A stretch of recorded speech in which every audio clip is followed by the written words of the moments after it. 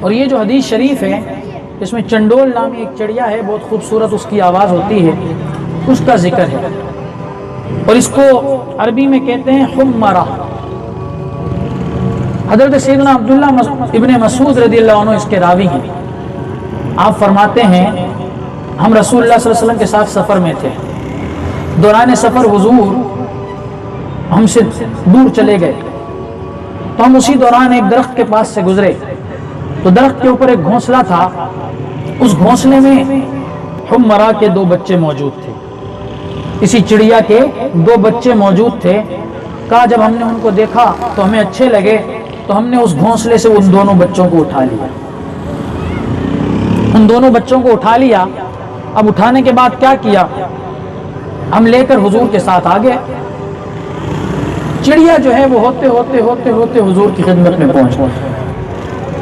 حضرت عبداللہ ابن مسعود فرماتے ہیں فجاءت الحمرۃ الی النبی، فرمایا وہ جو چڑیا تھی جس کے بچوں کو ہم نے اٹھایا تھا، اس نے جب اپنے گھونسلے میں دیکھا کہ اس کے بچے موجود نہیں ہیں، تو وہ اڑتے اڑتے اڑتے اڑتے رسول اللہ صلی اللہ علیہ وسلم کی خدمت میں آ گئی، حضور کے پاس آ گئی۔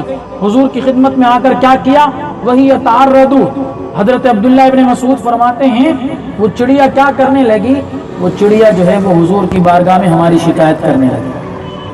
اب اس چڑیا نے شکایت کی، اب آپ اندازہ کریں چڑیا اتنی سی چیز ہے، لوگ گھروں میں بھی پالتے ہیں، آج تک ہم نے چڑیا کا کلام سماعت کیا ہے، اس کو سمجھا ہے؟ ایسا کبھی نہیں ہوا۔ چڑیا کی بات ہماری سمجھ میں نہیں آتی، اور ہماری نہیں، دنیا کے کسی بھی خطے میں کسی بھی زبان کے بولنے والا انسان ہو تو اس کو چڑیا کی بات سمجھ میں نہیں آئے گی۔ کیوں نہیں آئے گی؟ یہ چڑیا کی زبان ہی ایسی ہے، اللہ تبارک و تعالیٰ نے اس کی بناوٹ ہی ایسی رکھی ہے کہ وہ کلام نہ کر سکتی ہے نہ انسان کو اپنی بات سمجھا سکتی۔ لیکن حضرت عبداللہ ابن مسعود فرماتے ہیں حضور کی بارگاہ میں وہ چڑیا آئی بھی اور حضور کی بارگاہ میں ہماری شکایت کرنے لگی۔ اب جب اس نے اپنی زبان میں حضور کی بارگاہ میں ہماری شکایت کی تو حضور نے اس کی بات کو سن کر فرمایا من فجع ھذا بفرخیھا، کس نے اس کے بچوں کو اٹھایا ہے؟ صحابیوں نے تو نہیں بتایا تھا کہ یا رسول اللہ ہم نے بچوں کو اٹھایا ہے۔ اس چڑیا نے آ کر کہا، تو چڑیا کے آ کر شکایت کرنے پر اللہ کے نبی صلی اللہ علیہ وآلہ وسلم نے کیا کیا، صحابہ سے پوچھا کہ میرے صحابہ یہ بتاؤ کہ کس نے اس چڑیا کے بچوں کو اٹھایا ہے؟ صحابہ کہنے لگے یا رسول اللہ ہم نے اس چڑیا کے بچوں کو اٹھایا ہے، پہلے نہیں بتایا تھا اب بتا رہے ہیں۔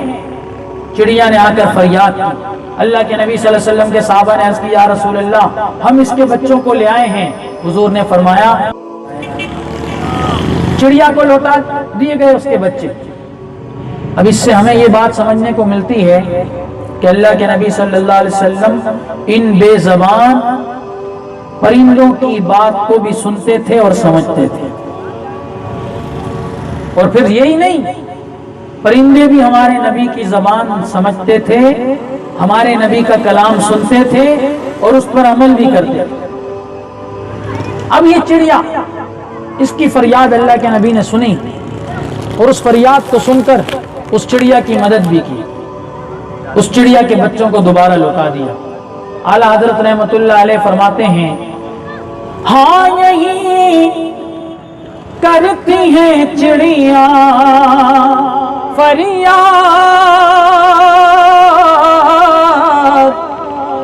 اور یہی چاہتی ہے ہر نے بھی داد۔